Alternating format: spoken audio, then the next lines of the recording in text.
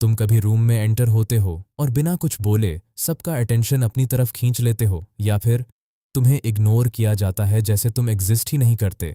फर्क सिर्फ कॉन्फिडेंस का नहीं है, फर्क है कंट्रोल का। और कुछ लोग बिना बोले ही सबको कंट्रोल कर लेते हैं। अगर तुम सच में ये पावर चाहते हो तो तुम्हें सीखना होगा कियोटोका अयानो जैसा सोचना। वो दिखता है नॉर्मल, लेकिन वो नॉर्मल नहीं है। वो बोलता कम है, समझता ज्यादा है, और सबसे डेंजरस बात, वो कभी अपनी असली ताकत दिखाता नहीं। अब सवाल ये है, वो ऐसा कैसे करता है? एक, अंडर एस्टिमेट होने दो, अपनी असली स्ट्रेंथ छुपाओ। एग्जाम्पल, क्लास में एवरेज बनकर रहो, कोई तुम्हें थ्रेट नहीं मानेगा। दो, ऑब्जर्व मोर, स्पीक लेस, कम बोलो, ज्यादा समझो। एग्जाम्पल, ग्रुप में चुप रहकर सबकी वीकनेस समझो। तीन, इमोशंस कंट्रोल, अपना रिएक्शन कंट्रोल करो। एग्जाम्पल, गुस्सा कंट्रोल, बराबर सामने वाला कंफ्यूज, लेकिन असली गेम अभी शुरू हुआ है। चार, सिचुएशन कंट्रोल, लोग नहीं, एनवायरनमेंट कंट्रोल करो। एग्जाम्पल, मूड सेट करो, लॉग खुद फॉलो करेंगे। पांच, साइलेंस पावर, चुप रहकर प्रेशर क्रिएट करो। एग्जाम्पल, सवाल पूछ के चुप, बराबर सामने वाला ट्रूथ बोल दे। छह, फेक नॉर्मल बानो, खुद को एवरेज दिखाओ। एग्जाम्पल, टॉपर होके भी नॉर्मल बिहेव करो। अब नेक्स्ट लेवल।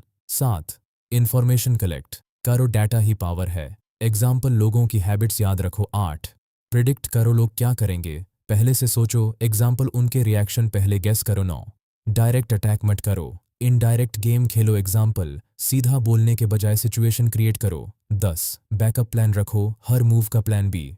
एग्जाम्पल, एक प्लान फेल हो तो दूसरा रेडी हो। अब सोचो, अगर तुम ये सब स्किल्स सीख जाओ तो तुम सिर्फ रिएक्ट नहीं करोगे, तुम कंट्रोल करोगे। लेकिन याद रखो, ये ट्रिक्स बहुत पावरफुल हैं और डेंजरस भी। अगर तुमने इनका सही इस्तेमाल किया तो तुम हीरो बन सकते हो, लेकिन अगर गलत किया तो तुम विलन बन जाओगे। और सबसे इम्पॉर्टेंट, अयानो की असली ताकत ट्रिक्स नहीं है, उसका काल्म माइंड है, उसकी ऑब्जर्वेशन है और उसका कंट्रोल है। क्योंकि एक स्ट्रांग माइंड कभी कंट्रोल नहीं किया जा सकता। अगर ऐसी ही पावरफुल वीडियोस देखना चाहते हो तो वीडियो को लाइक करो और चैनल को सब्सक्राइब करो।